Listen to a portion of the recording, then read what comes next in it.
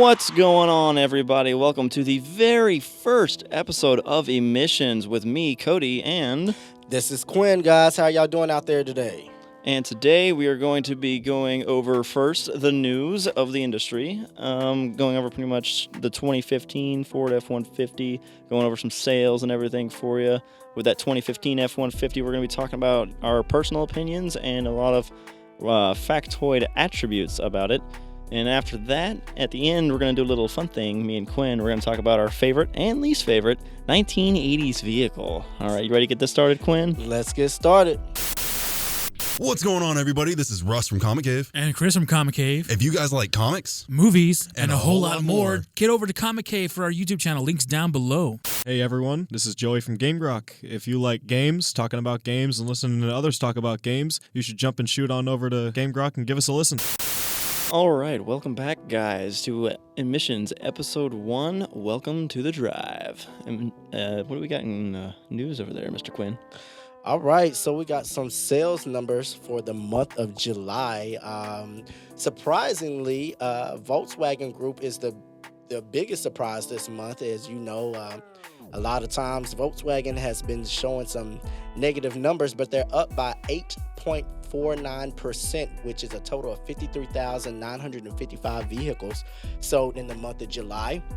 That's quite impressive for Volkswagen. It really is quite impressive. They've been slumping. The Passat hasn't taken off quite like they wanted it to, and they've trying to really dig into the U.S. market, and this is definitely an upswing for them. Of course, Nissan North America is still on top, 7.76 increase at 130,872 vehicles for the month. American Honda not too far behind at 7.66 increase with 146,324 vehicles, which is more than North America. Nissan, however, the percentage over year is what we're looking at here. Jaguar Land Rover in the luxury end, North America, came in at 7.26 increase at 6,253 vehicles, which is very, very minuscule compared to Mercedes-Benz USA, who was actually down 2.04%, but sold 30,130 vehicles. Let's see here, Toyota Motor Group of USA was up 0.64 at 217,181 vehicles in units sold this month. Ford Motor 4.99 increase at 222,000 vehicles. And General Motors even posted gains at 6.38% at 272,000 vehicles. And we also got Fiat Chrysler hanging on at a 6.30 increase at 179,000 vehicles. Man, Jeep is really pushing the sales over there at Chrysler, man. Are they now? Yeah, I looked at some of the individual numbers with Chrysler. Dodge was down, Chrysler itself was down, but Jeep was pretty healthy, and it just begs it further goes on to say about, you know, what's going on in the industry right now. Crossovers are taking over, and man, if you do not have a car company with a good solid foot in crossover vehicles, you are really suffering right now in sales. I mean, Smart for Two, the little smart cars, down like 63%. I believe they only sold 455 vehicles for July. And, you know, it's really showing that if you do not have a solid lineup and crossovers, man, it's slowing down. I guess, you know, people don't like the wagons. They don't want the minivans anymore, but they need more utility than a car. And now with these crossovers being, you know, based on a sedan most of the time, they get better of a gas mileage. But, you know, it's not a true truck to me. However, you know, the American market is flocking to it. I mean, companies are laying down all types of incentives all over, you know, sedans like the Camry and Accord and things like that, because they're trying to push them out, but they can't even keep the crossovers on the lot now. So that's sort of what's going on right now in the North American Automotive Group. Sales for the month of July seem pretty great most companies posted gains this month. So it's definitely a healthy market, and July was definitely a healthy market for the automotive group here in North America, man.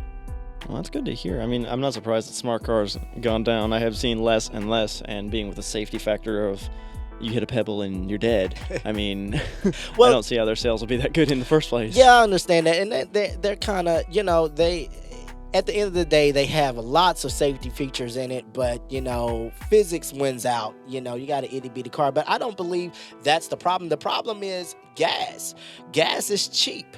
You can afford to put money in your Tahoe and in your Chevy Traverses and your Ford Explorers. People are taking that step, but I warned my American fellow listeners that gas will not always be cheap. And if you think about it, when gas was $3.57 and $3.99 a gallon, those small cars were flying off the shelves. But now, it's all slowed down, so we definitely are seeing a change in that trend. But I'm really interested to see if this will change once gas prices go up, because we know they're definitely going to go back up. Very sadly so. I wish they'd stay at this much. If not, go back down another $1 maybe. I wish they'd stay at least like this, because I'm trying to get me a truck right now, and it's like the perfect time to get a truck because it's like $2.50 on average for gas, and it's so much better than the $3.50 we were paying not too long ago. But yeah, man, I really wanted to get. I've really been looking at possibly a Toyota 4Runner, or I know you don't like those. Nope. But even going back to, I like my old Ford F100 pickup trucks. But my only thing about that is I feel like once I get it, a year or two later, gas is $5 a gallon again, and so I'm not going to be able to enjoy it. And I'll be like, why did I do this? Especially if I buy the 4Runner, because the 4Runner would be something I would drive every day, whereas my pickup truck would be, every blue moon when I needed it.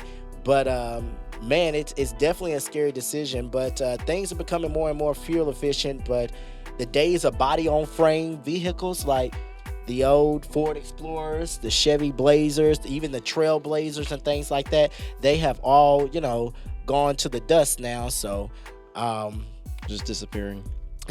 So you true truck guys, I feel your pain out there. Maybe Yes. one day somebody will bring us back And revive the life and love that is truckdom. You know what? What would be your favorite body-on-frame truck that is gone now that you would love to come back? Would it be what would you do? Bronco. Bronco. Bronco. Bronco. I What year? What model? favorite year is definitely the 85. So I love the body style of the 60s, but I love the overall of the 85 because this is back from information of my dad, my own personal lookup, and my own personal love for him. My neighbor way back when used to own one, and that thing was a beast. My dad's history with them is he had a couple buddies that would have them, and you can do anything to those Broncos. Literally, you can do absolutely anything. It's basically a tank. That if you think you can do performance, you can do whatever you want. You can lift it 40 feet in the air, which would be pretty cool. It's just, you can do whatever you want with a Bronco, and that's just amazing to me. I love that. Well, call me weird, but bring me back my GMC Jimmy. I had a GMC Jimmy. I believe towards the end of the last generation of it, they moved the Jimmy to the Envoy. The Envoy used to be a trim level of the Jimmy, and then when they redid it, they dropped the Jimmy name. But I had a Jimmy with the 4.3 liter small block. Well, I think it was considered big block V6 in it, and man, it was a house. I took it off road. I've towed things with it, and it was an awesome vehicle. But that type of vehicle is just no longer appreciated anymore. You know what I'm saying? It really is. So, my buddy used to have one. His name also was Cody. He used to have a Jimmy back when he went through high school and through college, and he loved that thing. now everything on the interior fell apart because it was built from Tupperware leftovers. But I mean, but outside of that, it was a great workhorse vehicle. I mean, I never really had any problems with it. My friend had a Bravada, Oldsmobile Bravada, which we know is pretty much the same thing, and she had the four-wheel drive and it going out on it, and she ended up, I forgot what she ended up doing with that thing, but like I said, I love my Jimmy. I would love to have one back, but I don't see anything like that coming anytime soon. The industry is all about making money, and whatever is the most successful vehicle to sell right now, the most popular, that's where they're going to put their money at, in which, I can't blame them. It's their money. They got to make money. They've got to find a way to make. Basically, right now, the way that I see it in the car world is your Jimmy is basically the crossovers now. Yeah. The Jimmy was a small little vehicle, but it was durable and tough, and that's what they're trying to do with the crossovers. It's a small, mid-sized vehicle that it's durable and tough to do whatever you need it to do. Right. And that's basically where your Jimmy is now, is those. Whereas now with my Jimmy, when we get our Houston floods here in Houston, I would feel confident driving through a little water, but I would not do that in a Chevy Traverse. No. It's the same thing with my Bronco. I 6-inch lift. I'm 3 feet in the air. I'm driving over the water, not even thinking about it. Just flying by. That's what I'm talking about. So, but that's our news for this episode here. I definitely want to implore you guys to definitely take a look at those sales numbers. They are very interesting. Compare them. They're available everywhere. I got my numbers from autoblog.com, one of the leading automotive blog sites there. You can check them out. They're awesome, great people. So we're going to go ahead and take a quick break here. And when we come back, we're going to be talking about that new Ford 2015 F-150, man. I'm ready for it. You ready? I've been wanting to discuss this with people for a while, so I'm ready to do it. All right, let's do it. We'll be back with you guys in just a moment. All right. Hey everybody, this is Russ from Comic Cave here. Do you like wrestling? Do you like talking about wrestling? Do you like hearing others talk about wrestling? If so, you should check out Pod Nation's new show, World Wrestling Talk, with Chris and Chris. What's going on, everybody? It's Cody from Emissions with Quentin here to tell you about my own personal website where you can get anything you need for your home, anywhere from energy drinks to cleaning supplies and even makeup. Go check it out at amway.com/homestead industry. Welcome back, everybody, to Emissions. We're going to go over the 2015 Ford F-150. So without any delay, let's jump right into this. Quinn, what do we got? 2015 Ford F-150. This vehicle has been under development and for years, and Ford released it. I want to say it's almost been a year now. It's been about a year. I remember when it first came out, they were introducing it as the Ford Atlas, and then they thought about making it the Ford F-150, which they did. Yes. It was originally the Ford Atlas concept, and the Atlas was used to judge the new style and direction from it. Obviously, they got a positive feedback, so they applied a lot of the design to the 2015 Ford F-150. So Ford has been very controversial here lately with their engine choices, so they definitely had to take the 2015 Ford F-150 to the next level, and they're considering their books. The major things I want to go over the specs real quick for this vehicle. So the F-150 comes with a choice of 4 engines. You have your base 3.5 variable valve timing V6, 282 horses at 6,200 RPM and 253 pound-feet of torque at 4,200 RPM. You're looking at about 18 miles per gallon in city. Highway is 25 with a combined of 20. Your next step up would be your 2.7 liter EcoBoost V6. And if you guys are not familiar with EcoBoost, basically it's a branded technology Ford has. Basically, you slap 2 turbos onto a V6 and you get more power out of it, and they call it EcoBoost. Or you get your really tiny itty bitty engine, slap a turbo on it, make it have a decent amount of power, and you call it EcoBoost. I don't personally see it boost a lot of eco, but I'm just going to put it out there. So this is the 2.7 liter EcoBoost V6, which is, like I said, the step up from the base engine, pumping out 325 horses at 5,700 RPM. Torque starts as low as 3,000 RPM at 375 pound-feet of torque, which is very impressive from such a small displacement V6. Yeah, that engine, correct me if I'm wrong, of course, Quinn, but isn't that engine 2.7? That's smaller than a 95 Subaru, not Subaru, my apologies, Supra. And they have the 3.0 in Supra, if I'm not Yeah, wrong. They did, and you slapped a twin turbo on that also. But Yeah. And Man. I mean, you're able to squeeze this power out.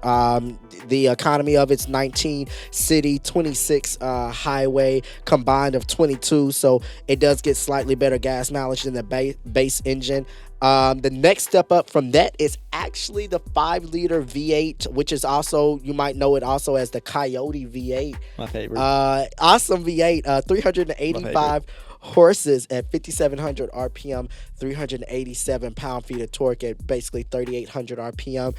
You get hit a little bit with that V8 economy, 15 miles per gallon for the city, 22 for the highway, combined of 18. And guys, these are miles per gallon for the 4x2s, not the 4x4. So you can actually go to Ford's website and you can see the alternate stats for the 4x4 versus the 4x4. 4.2.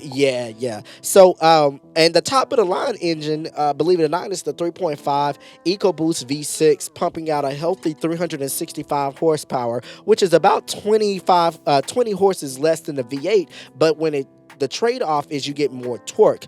This thing is a monster with torque, 420 horses at 2,500 RPM. So by the time you pressing your foot on that gas, you got all 420 pound-feet of torque there. Economy is slightly better than the V8 at 17 miles per gallon city, 24 highway, with a combined of 20 miles per gallon together. Let's talk about this thing. Looking at the specs, everybody knows it went to the aluminum body. In a way to save weight. But I'm gonna give you the irony of this. From what I've read, it saved 700 pounds over its last model, but the kicker is it's only 83 pounds lighter than its biggest rival, which is the Chevy Silverado. So it's like, yeah, you saved a lot of weight over yourself, but when it comes to your competition, you only saved about 83 pounds.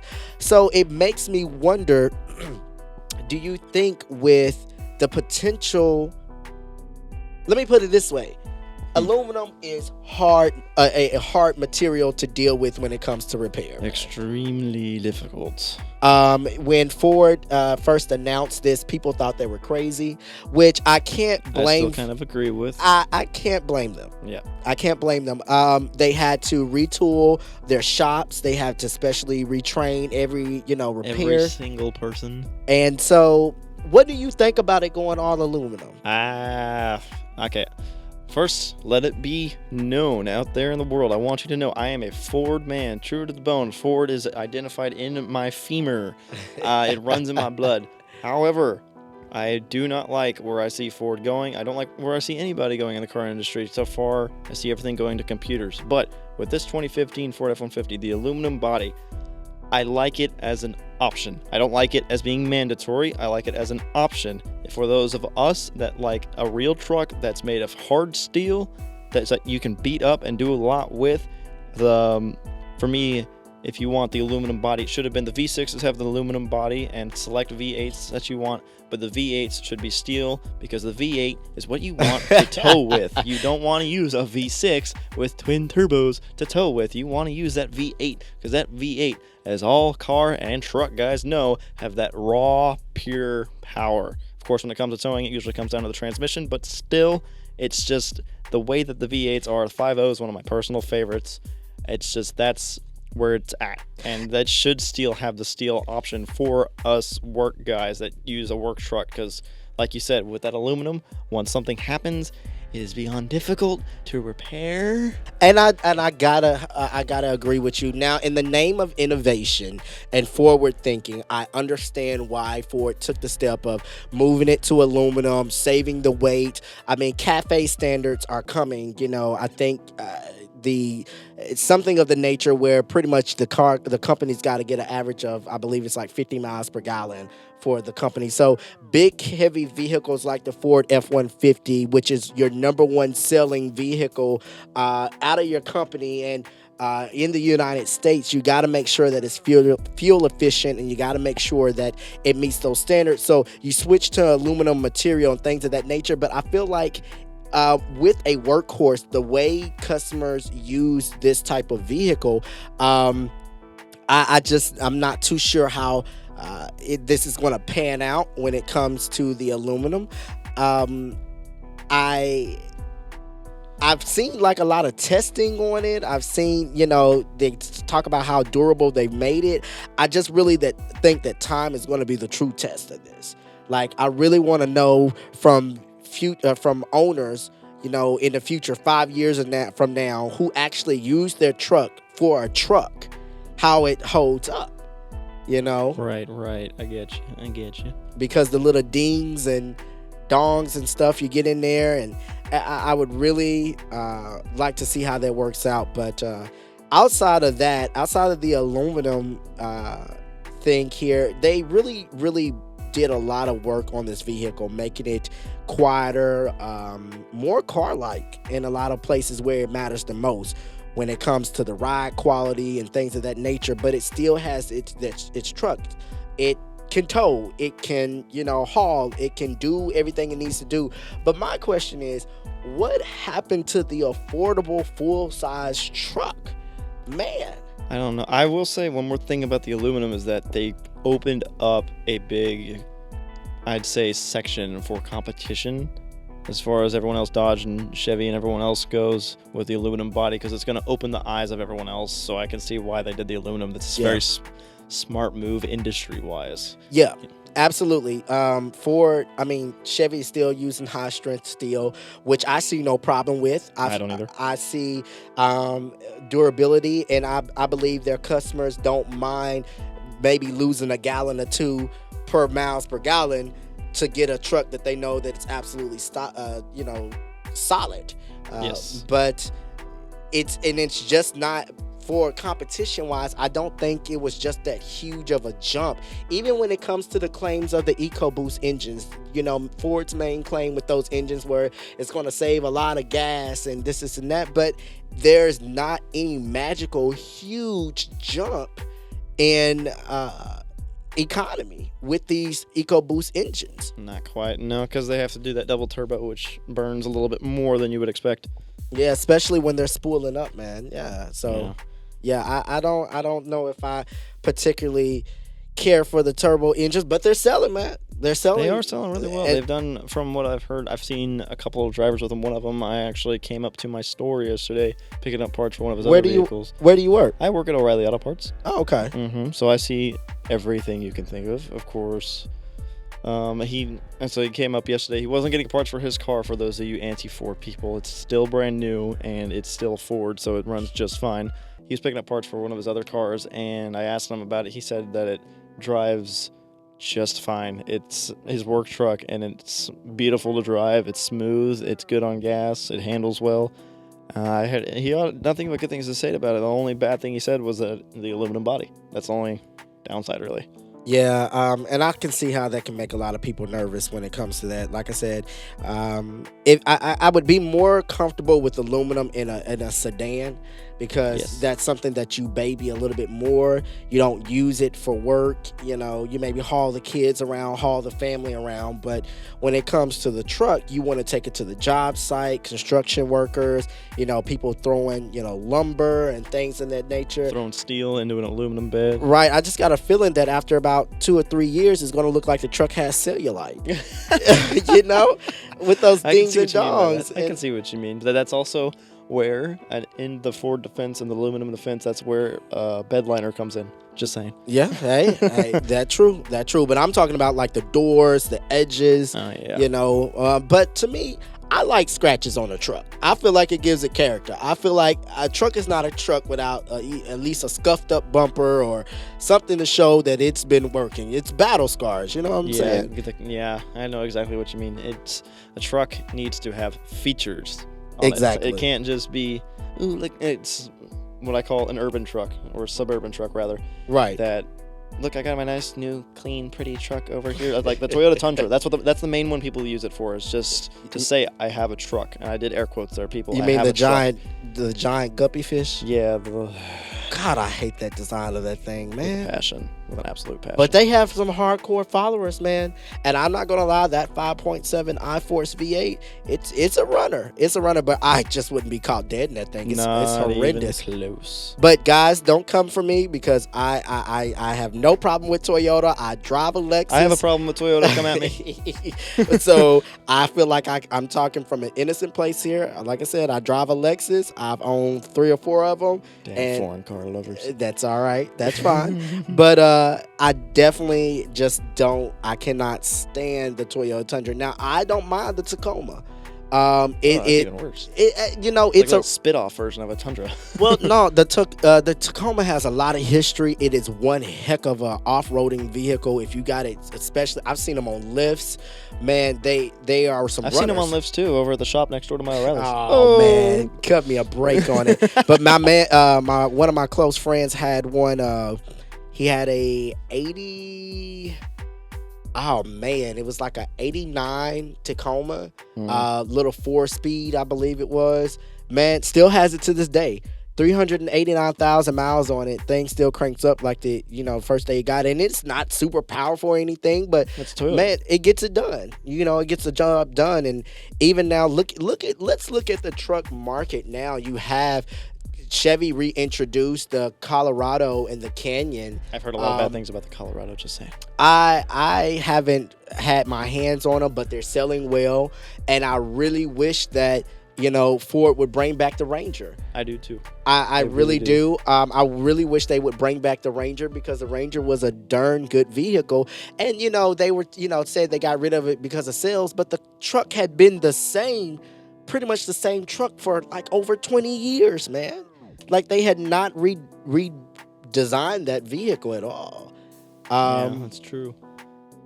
But I would love to see it come back, especially with a small diesel in it. That would be cool. That would be pretty interesting. I would like to see that quite a bit, actually. GM just released that 2.8 liter diesel for the Colorado and the Canyon. Yeah, it makes, I believe it's either 171 or 181 horses, but 369 pound-feet of torque. I mean, that's one heck of a little 4-cylinder diesel. And the only thing is the premium price on it. It's gonna cost you more to get it, but there is a market out there for small trucks and diesel engines. I mean, look at what Ram did with the 1500. They got that 3.0 Eco Diesel, and they can't keep that darn thing on the lots. Yeah, that is pretty true. I mean, I've never been a Dodge or Ram. I don't like Mopar at all either. So I don't mind Mopar guys. Mopar guys are cool with me. I just shout out to Fiat Chrysler. Please take that 3.0 Eco Diesel and please drop it in the Wrangler. It would be awesome.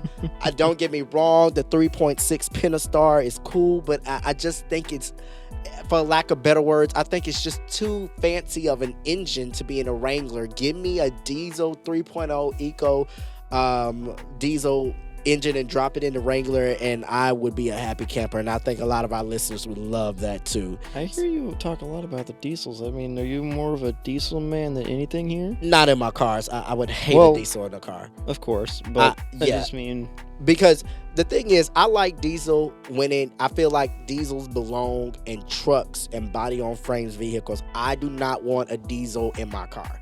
No. I want my car to be smooth. I want it to be quiet. I don't want to hear one riddle, no rattle, no nothing. I want it to be solid. Now, my truck, I feel like it needs to make noise. And that diesel rumble, that diesel rattle, I love it, man. And I feel like that should be like standard. You should have a standard type of diesel engine in your trucks and your body on frame vehicles, I hear you.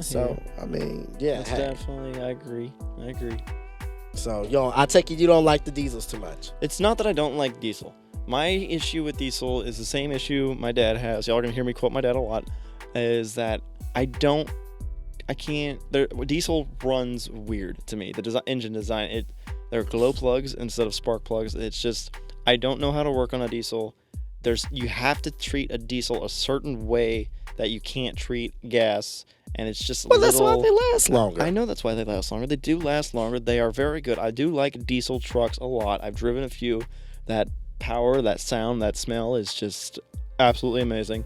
But at the same time, it's just I don't know the maintenance to it, and it seems a lot more fragile to me, and I don't like touching it like that. I wouldn't personally want to own a diesel.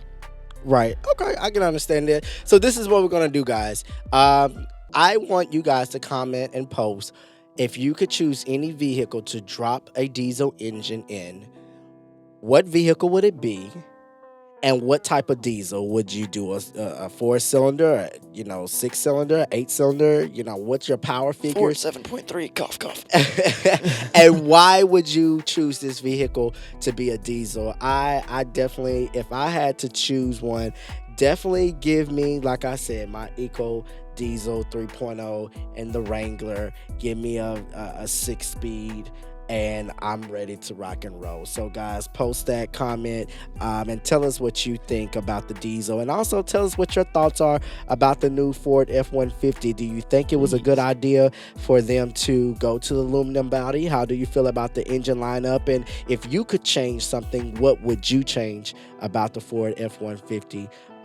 If there was anything, if you were head engineer on the program. Be truthful, guys. Be truthful. Don't just be mean. Unless you're picking on Honda, don't just be mean. Come on. We're all family. We all love each other. Don't worry about it. Import, guys. I got your back.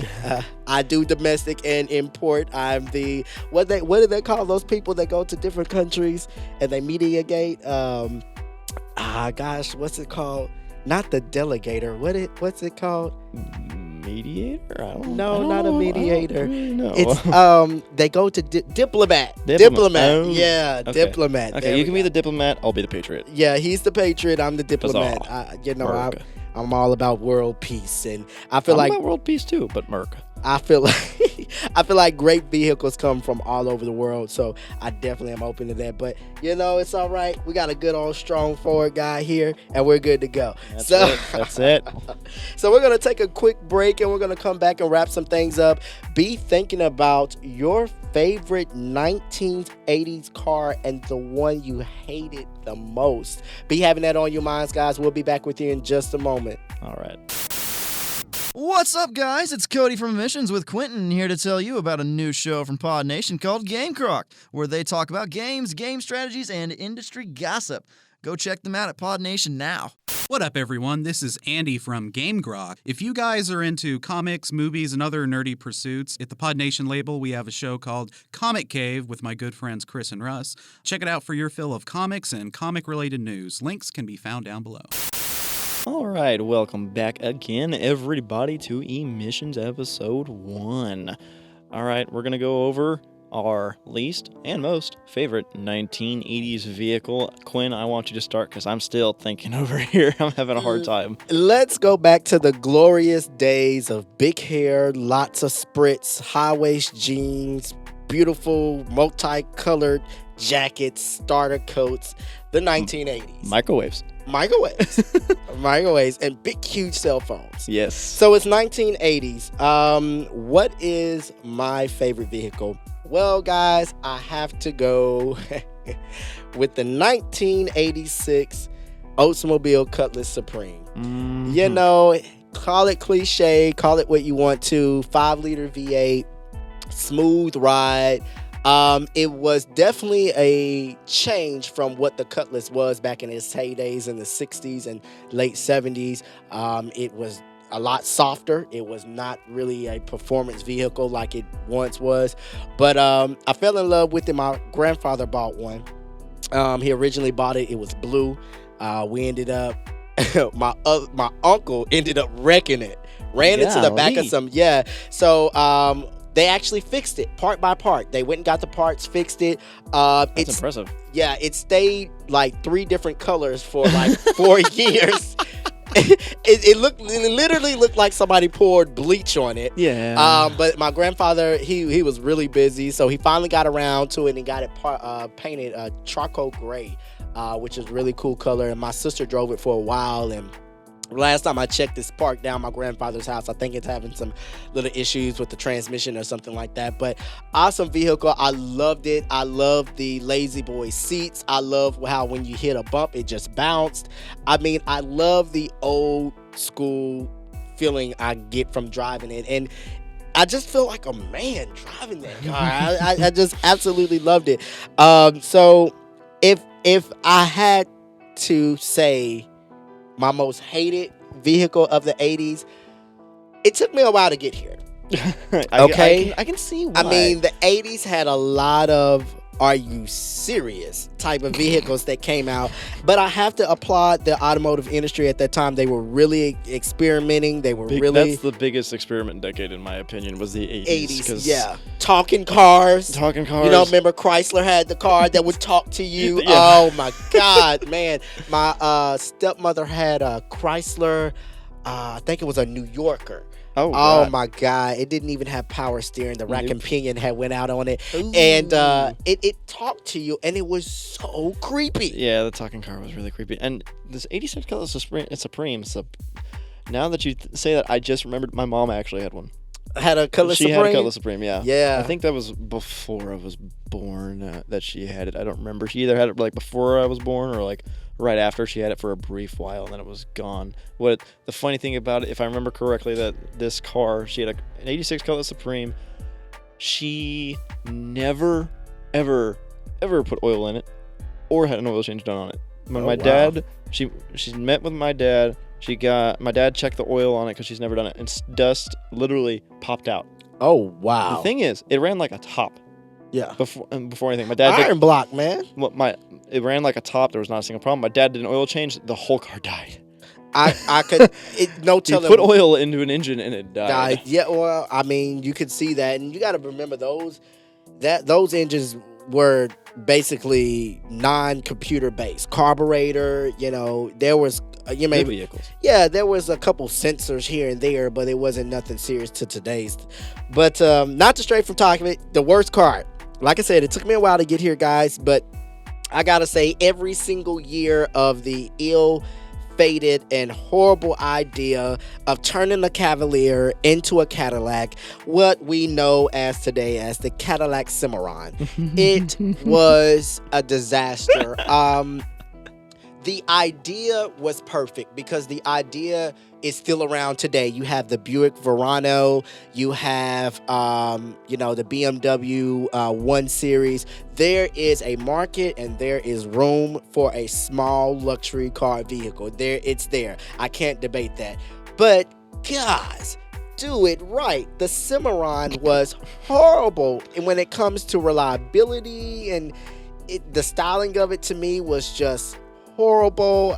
It was one of the things that played a major part in damaging Cadillac, and they didn't do a good follow-up with the Catera. But it wasn't. That was pretty bad too. Right. It wasn't until 2003 when they introduced the Cadillac CTS that Cadillac actually released a good small performing vehicle. But that Cadillac Cimarron, golly, man, I hated it. So those are my favorite. My favorite 1986 Oldsmobile Cut Supreme, T-top, maybe no T-top, however you want to do it, maybe a little rag top in the back. And definitely got to say goodbye to the Cadillac Cimarron, all the way gone, man. I had to I hate it, man. So it's your turn. What is your favorite 80s? Oh man, there's And so your many I worst like 80s. and so many I don't like. I'm gonna start off right now with saying, right now, my personal vehicle that I drive is a 1985 Ford LTD. Just gonna put that out there. So I do drive an 80s car. It's not my favorite, not my least favorite. It's my car. It's whatever. But my favorite one, it's so difficult because I love the 80s Broncos, especially the 85. It's just perfect. And I also love, I'm actually going to be inheriting a 1983 Jeep Wrangler, the CJ5 at one day. So I really like that as well. But my overall favorite, it's so hard to choose from the 80s. I loved the body style of the DeLorean. The engine and everything else was the worst thing ever. But The DeLorean guy. Come on, Cody.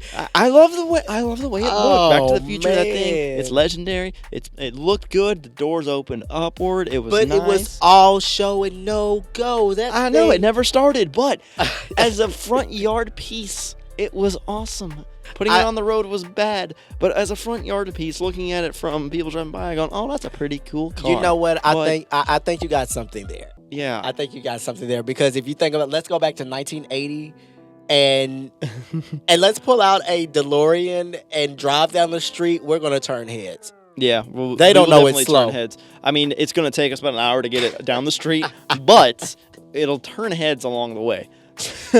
But slowly, very, very slowly. But for the favorite, so difficult. I love my Bronco.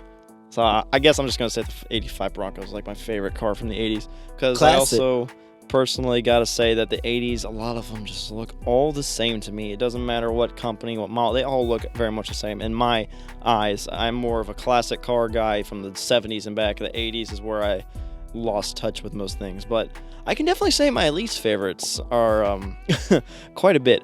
I hated the freaking '80s Mustangs. Those were the dumbest Mustangs ever. The Fox bodies. Yes. You the know, Fox bodies. That was the dumbest invention of all time to me. I don't know why they thought of that. I don't know why they did that, but they did, and it was bad. The Fox bodies. The only Fox body I like was the 5.0. I love that 5.0. Oh, the engines Fox. were great. The engines were great, but Yeah. the body is hideous. I fell in love with the Fox body when I watched that movie, Menace to Society. When I saw that Fox body 5.0 in Menace to Society, I fell in love with it. But other than that, the rest of them were horrendous. I gotta agree with you on that. I didn't like them. There was another car I was just thinking of, and I forgot. There's so many cars from the '80s. It's hard to remember all of them, but I didn't like anything mainstream from Japan in the 80s. no. I did like, Not at all. I did like the things like the Supras and things of that nature. But when The it comes, Volkswagens from the '80s, I didn't like. yeah, at all. Volkswagens, Hondas, all of those, they had no type of character. They were just, appliances, Yeah. But The old Ford Escorts were pretty bad. Also, you remember they had the little sports model of them? Yes, they did, and that was even Oh, worse. I don't man. know why they thought of doing that, but they just. Oh man, that was terrible. It was quite awful. I mean, I give them quite. I give awful. them the kudos on the attempt, but it Yeah, was the attempt was alright. it was definitely like I said. You remember earlier I was telling you about the Chrysler New Yorker, the one to talk to you. Yes. Man, I really didn't too much. I didn't like the styling of it at all, man. And I'm the hardest thing for me with the Chevys is not the Chevys. I'm sorry, the '80s. Chevys too, whatever. But the '80s is that I've never liked anything from the '80s because they all look the same. No one was unique or independent. They were all. The thing with the '80s, in my opinion, is they were all experimenting with the inside of the car, the electrical, the engine. They were all experimenting with everything inside. Outside, they kind of just slabbed metal together and like, all right, this is the this and this is the that and the Oldsmobile this or the Chevy that or the Ford Escort, and it's just they didn't really put thought into it. yeah. So it was kind of the '80s is a disappointing decade. There to me. was it was the decade of the box. You Yeah. know. Yeah. I mean, most of these cars were box. the Monte Carlo. Yeah, was, and even the Monte Carlos with this swooping line still had that box frame. Same thing with the Caprice, but that's what makes them still look good to this day. You know, they age pretty well because they were plain Jane, so they didn't have anything, outrageous to the point. You know how Pontiac moved and did those Bonnevilles with the white wheels and stuff. Yeah, That was I do super remember. cool for that time period, but now it just looks dated and old, versus like something like a Crown Victoria. It's still nice. It's still nice, even though it's a big, huge car. It is. Yes. It still looks good. It doesn't look bad. Okay, I remember the car I was thinking about earlier. My actual like my least favorite for the 80s is that I don't know what happened with Chevy's mind. Well, I mean, they've always had a little rot in there anyway, I but think I know what you're talking about. they took the El Camino and turned it into crap. The body, it's just, the El Camino, it looked the 60s and the 70s, it looked good. It looked great. You can do a lot with it. And then the 80s, it's just like, here you go. And it looked like a turd that fell out the back of the factory. I was like, what is that? I think they made it a little too soft. I think they really softened it in the 80s, and it just it lost its spunk. It lost everything. I mean, look at that. That's just bad. It basically looks like an Oldsmobile with the back cut off of it. It doesn't look That's exactly what it looks like. It doesn't look anything original, or the originality from the original idea to do something like that had now dissipated, and I felt like they didn't have the inspiration to properly do that generation, so they threw it all together. And that's sometimes what I hate about companies bringing back certain names, like for when they did, like when Chevy brought back the Chevy Nova, and it was based on, I think it was based on the Corolla, and it was horrible. It was royal. It was very, very, horrible. very You bad. really damaged that name that you wouldn't want to use it now, So yeah, that's crazy. Yeah, it's So. just I love, my favorite personal is the 1970s, of course, 1970 El Camino SS, but the 80s El Camino, it looks like, if you look at a 1980s Chevy station wagon and then you look at the El Camino, it's the same exact thing. Mhm. It's just sad. It looks like the front end of a Caprice. Exactly. It's bad. Pull up a Caprice front end and pull up a front end of an 80s El Camino, and it's the exact same thing. exact same thing. And yeah, you might argue, oh well, they shared the platform, so of course it's going. But my thing is, the El Camino was one of those ideas that strayed away from the norm, and you've got to keep that up when you make a vehicle like that. When you're making a vehicle like that, you got to keep that inspiration behind it. You see what happened with the Chrysler PT Cruiser. Yeah, in my opinion, it was a horrendous, ugly vehicle. However, it sold well, but the thing was, it was so dramatic that they didn't know how to keep it up, man. Yep. And it just got old and wrinkly, and eventually they canceled it off. Same thing with God. Chevy tried to copy it with that HHR as well. Yeah, and to me, I think the HHR could have went a little bit further, but the spark, the whole hype behind it was over by the time Chevy jumped on the train. So who cares? I will say about the 80s, I did like the vans, like the Astro vans, the nice big, the 18 vans. Those vans were fun and nice. It's just, Hey, they're you so remember the Grand Buick had did that Regal? I think it was Oh, a yeah. GNX. I think it had that turbocharged 3.8 liter. yeah. Yeah, it was all go but no handle. Yeah, it was, it can go, but you don't know where it's going to go, and you can't control where it's going to go, don't but put it'll it go. in no corners. Right, don't put it in any corners, but it definitely was an experiment. A turbocharged engine in the 80s. Yeah, I'd be scared out of my mind. out of my freaking mind to buy one of those things, and I was right, because from what I hear, they were very unreliable. Yeah.